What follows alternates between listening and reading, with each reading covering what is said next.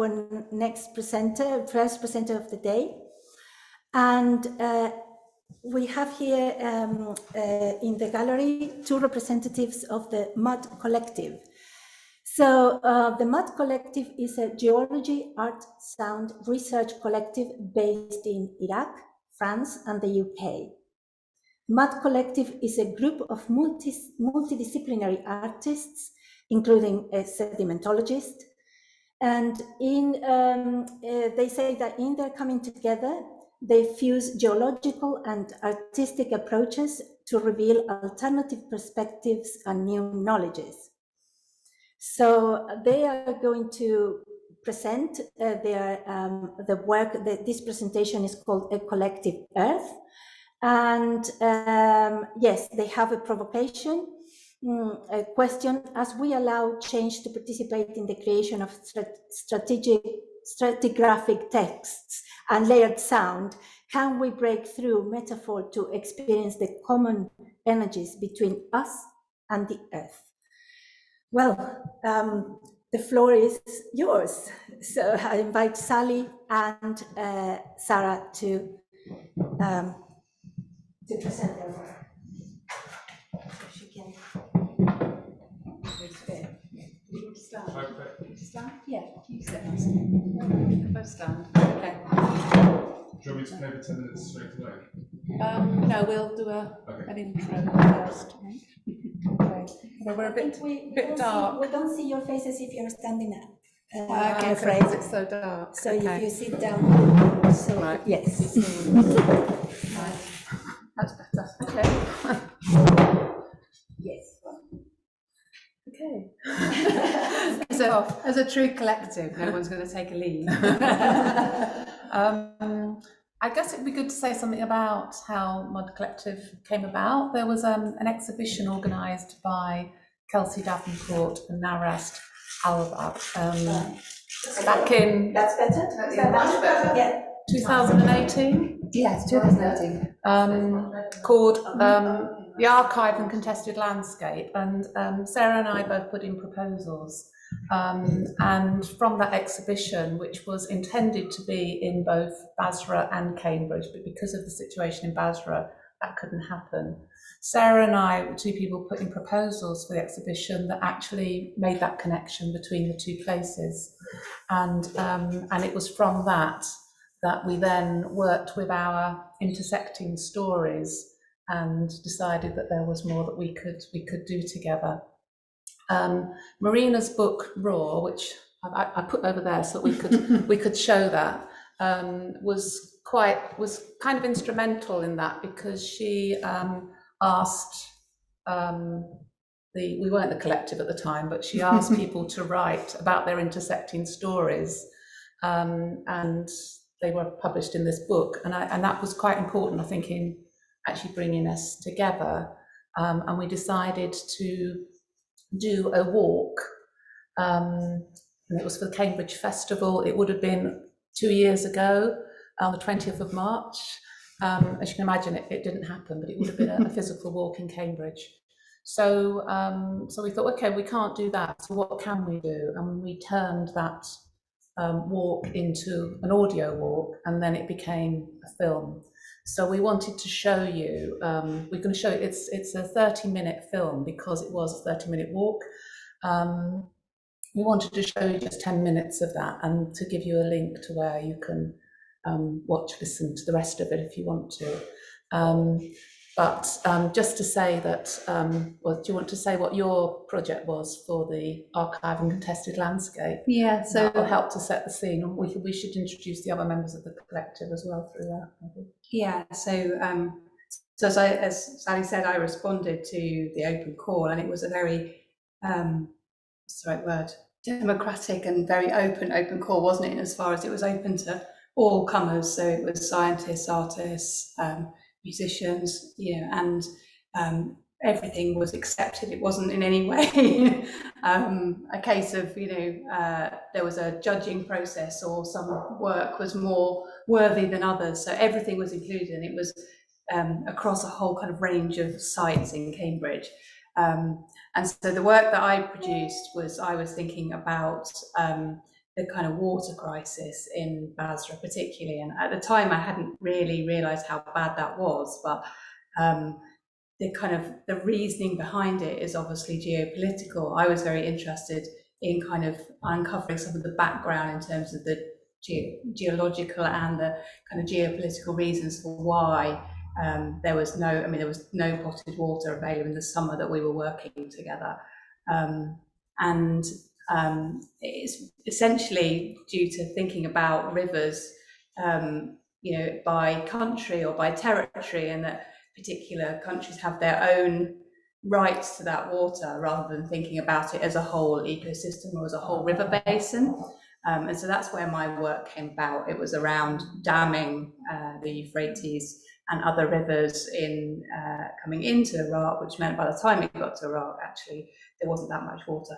There's a whole other issue around whether or not the kind of government and those in power were providing clean, allowing clean water to be available to the population, but the fundamentals were, around thinking about this whole river basin kind of approach. So I came up with a work called Shared Water, Contested Water, which was using clay vessels as a means of sort of filtering, because the marsh Arabs that live in the Al Hama marshes would build these sort of amazing pots from the earth, but in sort of primitive kind of environments where you are trying to think about ways of filtering water, actually a clay vessel can be used to filter some of the worst pollutants out of water. So I used that sort of idea, but I got very involved with researching the methods of making vessels and trying to match the clay that those marsh Arabs would be using. Often women of my kind of age would be the potters of the village, so I kind of felt this real affinity. And then as we started putting the exhibition together and working on the project, Naras, who's a sedimentologist in Basra, said, well, I had this big suitcase full of mud that I brought to the UK for processing and for scientific research. Why don't you use that? Which was amazing. So I then had to track it down. It was in the geoarchaeology department in Cambridge University. I tracked down Professor Charlie French, who had hold of this mud. And I was expecting this great big kind of like sediment core or like lump of clay. What it actually was 13 little bags of this fine dust, very precious and not very much of it. So it was amazing because it was processed. I knew I hadn't got to sort of pulverize it or work really hard with it as a material, but it was very sparse. So, and the geoarchaeologist said, you'll never make a pot out of that. He said it's mostly limestone, it's mostly kind of alluvium, but have a go. So I did, and that's what I made. After many hours of smoothing into a vessel, I've hand built it, and a very anxious weekend of it in the kiln. It did come to light and make it into the exhibition. And so that sets the context for the film that we'll show you, which is called The Journey into Voice and Vessel, or Journey Through Voice and Vessel. And my work was completely different. So I put in a proposal to do a simultaneous walk in Cambridge and Basra, not knowing whether it would be possible to do. And I had this idea that actually what I might be exhibiting was a presentation of the idea, the concept. But Kelsey put me in touch with Naras. I said, Naras, do you know anybody who'd be interested? She got really excited about it. I was talking about walking in a circle in two places, and she started talking about geological processes, cyclicity.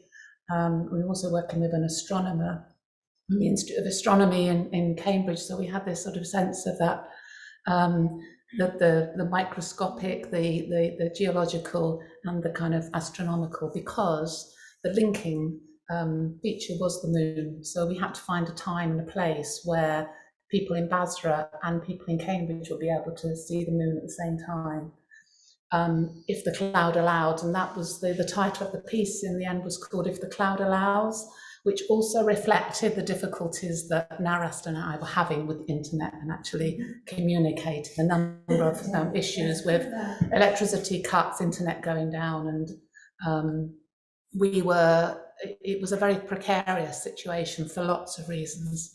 And Narast eventually found somewhere we could walk 2 days before we were due to do it, and so it did happen. And although it's cloudy in Cambridge, we were actually in Grantchester, so we were out somewhere.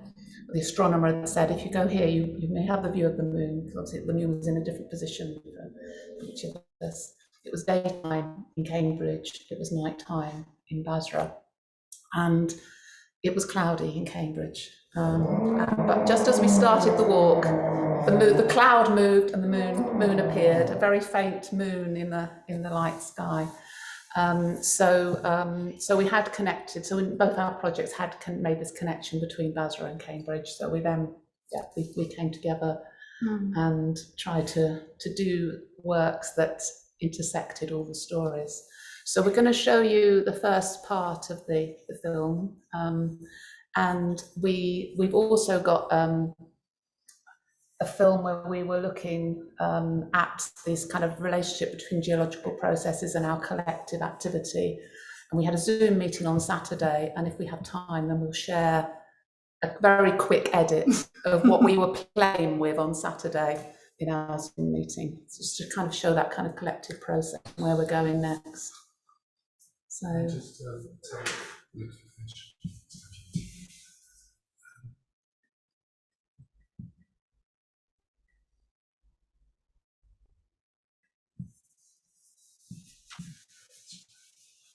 we still didn't introduce everybody. We've also got Will in the collective and Shema, who's an Iraqi refugee in exile in France.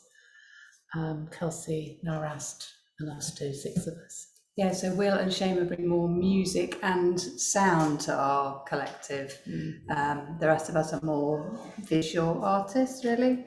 And even Narast is, all sorts.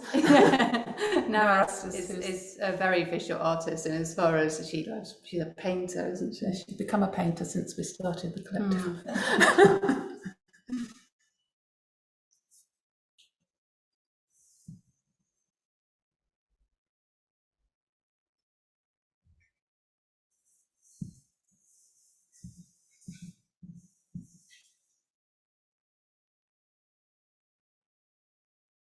The excellent sound. Yeah.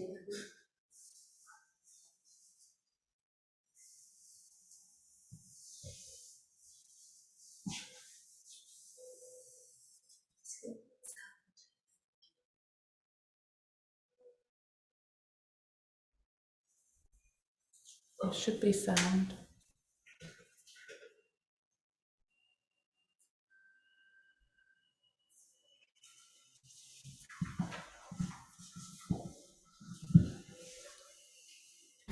أنا الطين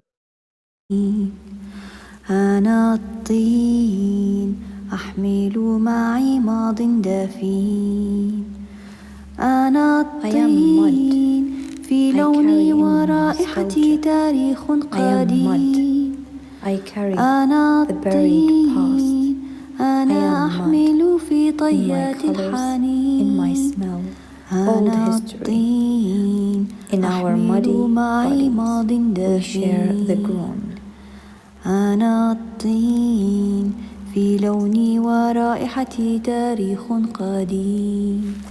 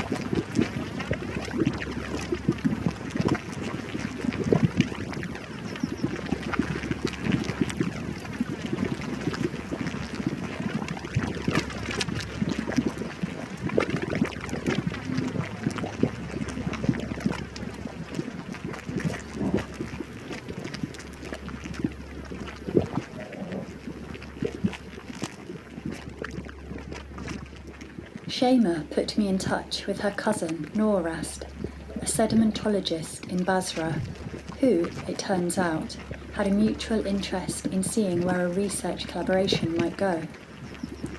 Looking for connections and concrete points of departure between geology and art, I contacted the Earth Sciences Museum in Cambridge to see if they had anything from Iraq. Matt Riley, collections assistant in paleontology, sent me a spreadsheet referring to hundreds of samples taken from the Hamar Formation. Accordingly, the samples were collected by government geologist William McFadden via borings put down by the then British-owned Iraq Petroleum Company in the 1930s. I tried to understand the information on the spreadsheet, but it didn't mean much to me. So I sent it to Norast to see if she could shed any light on it. "They are samples from Al Hamar marshes near Basra," she replied. "I've been there on a field trip."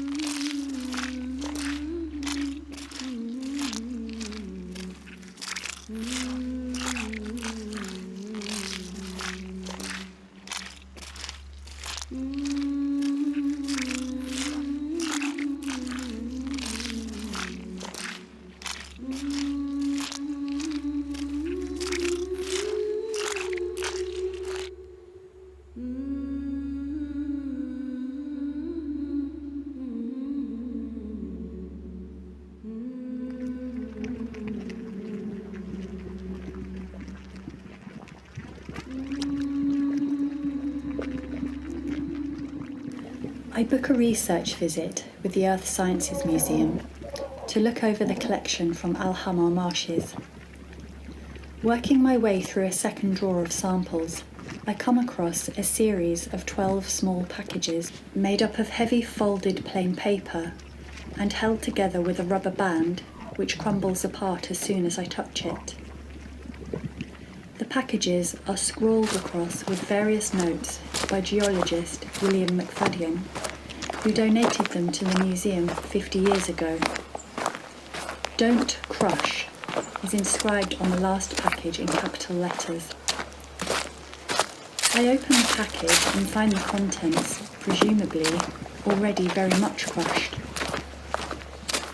Looking at them under the microscope, they appear to be mostly grains of sand and some slightly larger fragments of shells. I wonder what we can learn from these, and who McFadden imagined he was writing to all those years ago.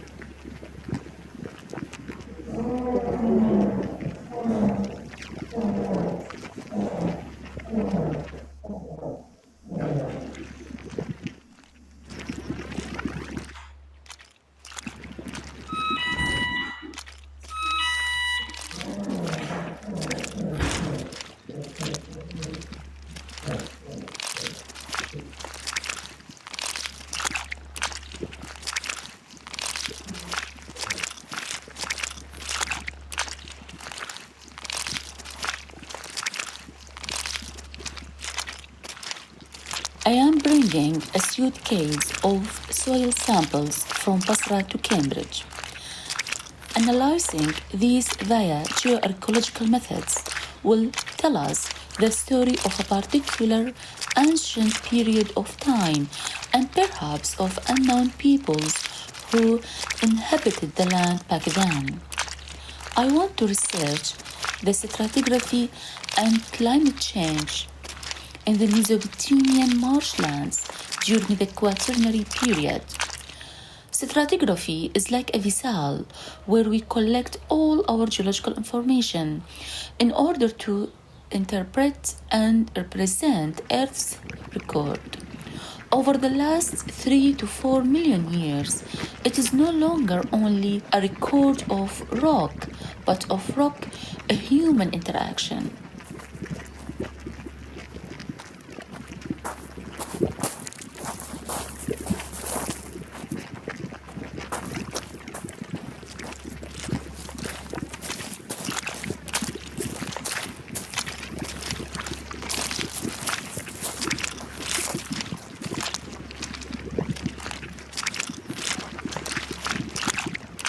I've come to the Geoarchaeology Lab in Cambridge to observe Norrast processing the soil samples from Al Hamar marshes. It's a low-tech mechanical setup. Stacks of sieves, a kiln, vices, blades, a sink, various chemicals in tubs with handwritten notes on them, and a grinding machine that needs to be constantly minded. Grubby, hands-on labour is what is required to uncover the contents of the muddy samples of earth. The work is minute, requiring patience and tenacity. Waiting weeks for the samples to dry out, sieving the soil through finer and finer meshes, compressing the earth, cutting the glass to precisely 0.4 millimetres, then attempting to grind the delicate thin sections, and when they crumble in the lapping machine, starting all over again. A 2-month opportunity to be in flow, processing the material carefully through the hands and the machinery, not knowing what will turn out or what new insights this may bring.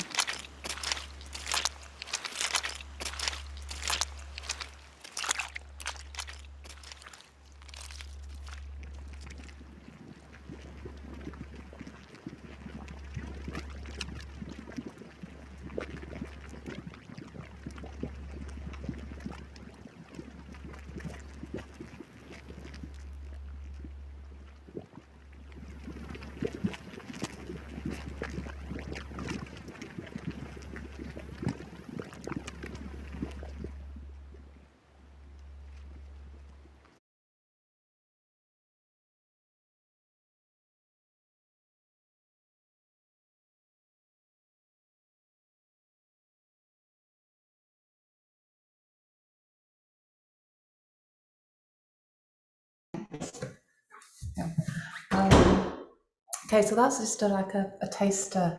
There's a lot more to come, and it becomes much more poetic and fluid. I think Sarah's doing a workshop tomorrow and clay workshop, and we'll have it playing during the workshop. And it can also be viewed online. So if you wanted to listen to the rest, there is a version you can listen to as audio and take it for a walk, which was the initial kind of idea behind it. So it's kind of evolved from one thing to another. Yeah, so the walking phase in this is, in the actual audio, is all timed out for a particular walk that we had planned out in Cambridge, whereas the walking here is more erratic in the film. And the importance of the walk was this idea of actually connecting with the earth and not just thinking or sitting and watching. And that's really reflects how we've now developed as a collective. We started not that long ago writing a collective text, and we used the Google Doc, and we were all inputting and responding to one another. And nobody knew who'd written what necessarily. We tried to guess and often got it wrong. And last Saturday, we got together on Zoom, 4 of us. Naras would have joined us, but she couldn't because of the internet.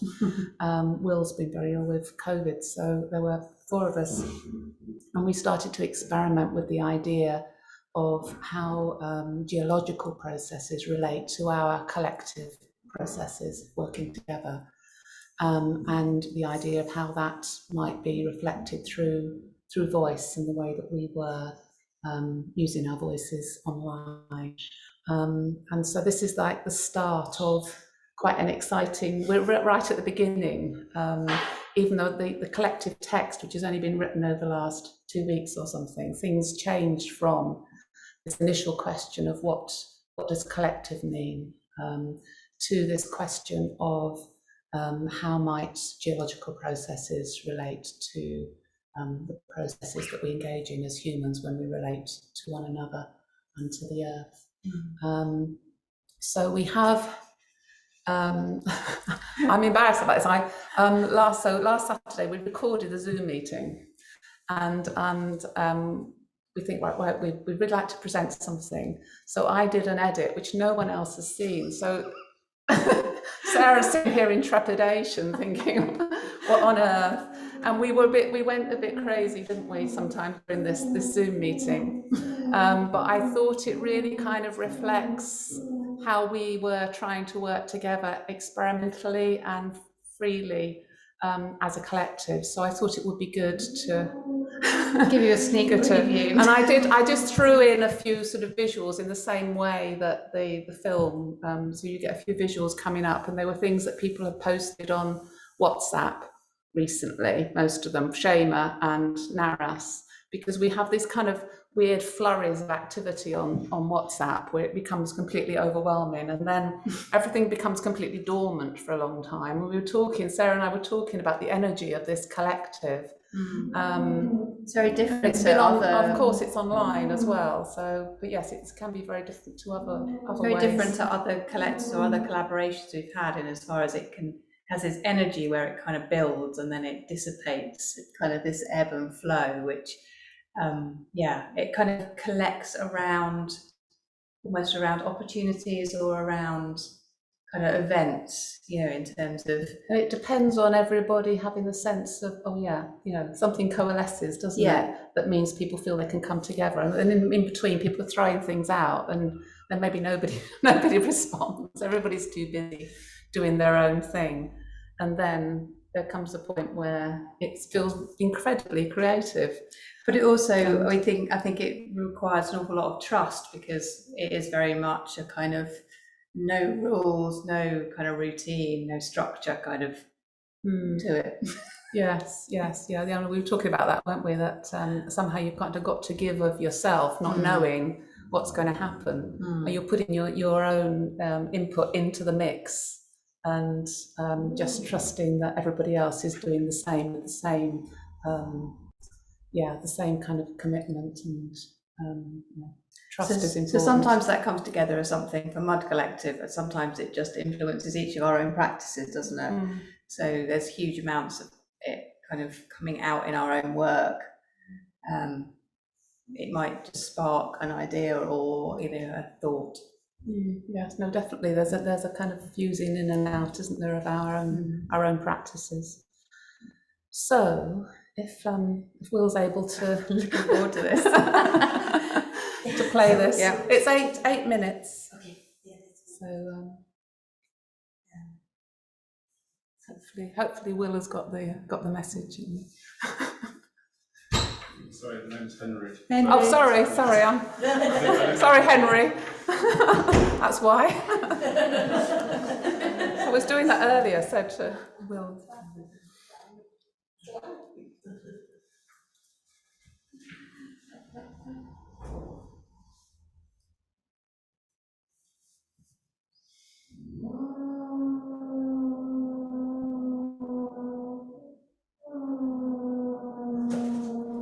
I am thinking of the document as a place.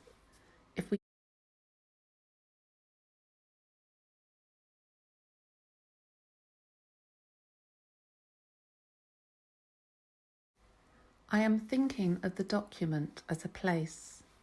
If we don't create it, we will not have the text. So the idea may not exist. The same for sediments. If there is no available place, it will not be able to deposit in the basin. Out of all elements and links already partially available in bits. Do we actually move in the same ways, behave in the same ways, interact in the same ways as properties and processes in the surface of the earth? Are these geological metaphors that we use when thinking and talking about our collaboration just metaphors? Or are the earth processes also descriptions of natural processes in general, including our own human ones? The first principle of ecology, namely, that all things assemble In with other things. place of top In down heterogeneous composites. vertical thinking that delineates being in higher to lower They levels settle, things of crystallize, categorical they stratify, they get perfection weathered, they erode, they become and particles, they're vertical transported, they thinking drift. that They delineates being child, they in build, higher you to know, lower it's like levels this back of and forth. That is categorical the perfection. alternating, actually, in a way, Thinking isn't it? So we becomes don't need horizontal alternating in the and middle. The alternating experimental. is this The deleuze settling and inquiry building articulates momentum a and virtually stratifying and then limitless eroding and connectivity being between transported again. heterogeneous beings in biotic alliances, Place trans-species of affiliations, top-down biogenital, vertical co-evolution, thinking That that delineates being in higher to lower level of categorical perfection.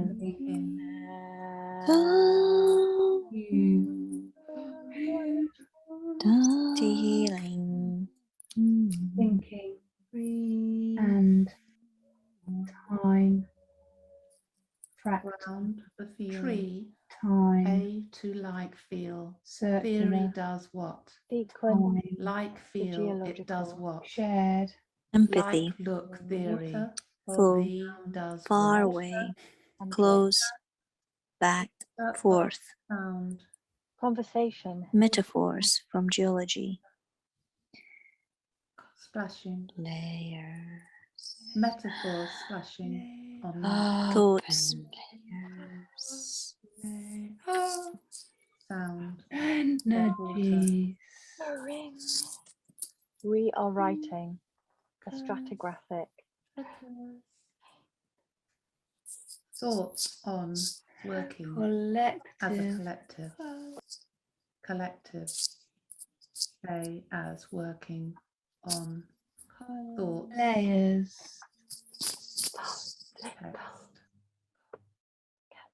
articles,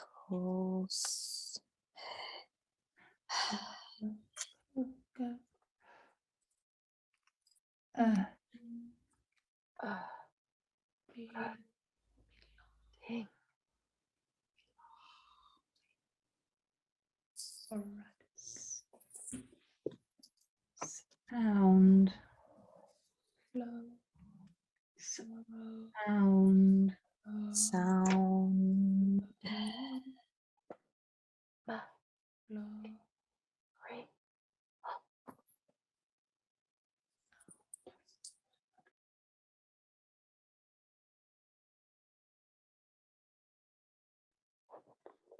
well, that was weird. It's really hard to speak breathing in, isn't it? It is really hard.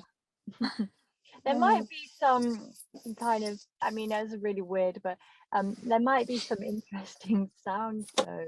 Could be come, you know, there's a different way of using the voice and speak and pepper I through. think it's almost like kind of like the need to warm up and to break the normal way that we speak when we're reading. Yeah, to do something really weird to just snap out of it. Yeah. I personally prefer when we were reading backwards, because somehow when you read backwards, you almost individualize the words and you hear them differently. You're almost hearing the translation of the word in your head. You focus on it more whereas it was in full sentence together. Somehow you find more meaning to it when you hear it backwards. So I was thinking it breaks it down into its particles. Yes, exactly. Sort of that.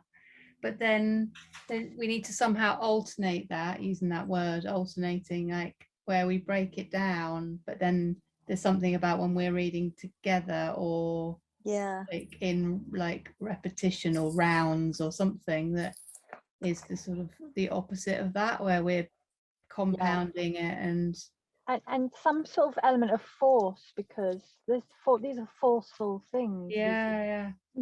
I think that's what's missing at the moment. I think it's all very gentle the way we're speaking, isn't it? That we need to have civilized. We need, we're Roughness. Forwards and backwards. Okay. Okay. Particles, endless, inter-shattering, its or death, its subject, thereof evacuating, total object and subject, between, split, neat, encounter, of hindrance, definite, co-evolution, subject, symbiogenesis, affiliations, trans-species, alliances, symbiotic, Metaphors beings, from heterogeneous, sound. between, Can be connectivity, way of the and layers on of limitless, the layer, G. rhythm. What do we mean by our bodies?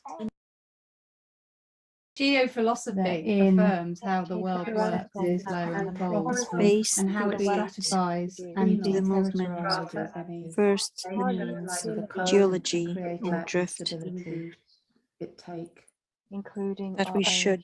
any strata. What does So, the theory look like like? nature. What does it feel Do we like? actually move in the What same does ways? theory feel like And we're to supposed to be Behave doing individual same like ways. sounds, aren't we? Interact in the just same do it like- ways? Or and also Science, Own conversation, chaos, this theory, embodies process, our controversial, evolve of to need. descriptions Why? also May we that's however prospected and Tree. experiences, thoughts are collecting. Theory does what? earth Like the feel, and it does what? ourselves. Like What does the theory relationship. look like? does What does it what? feel like? What does theory feel like to a tree? Catastrophic, fluid ebb, and mostly habit, organic, about, connect, could we, total empty, effective, is partial object, of a subject, partial is subject, more, state, its depth, Or spontaneous, groundwork, to Could we endless add particles. ground, Bodies? disturb, space short, rock, or it's shattering. Partial.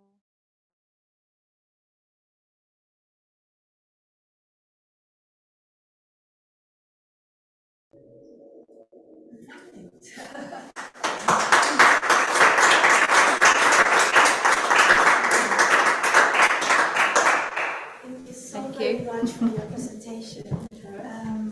Thank you.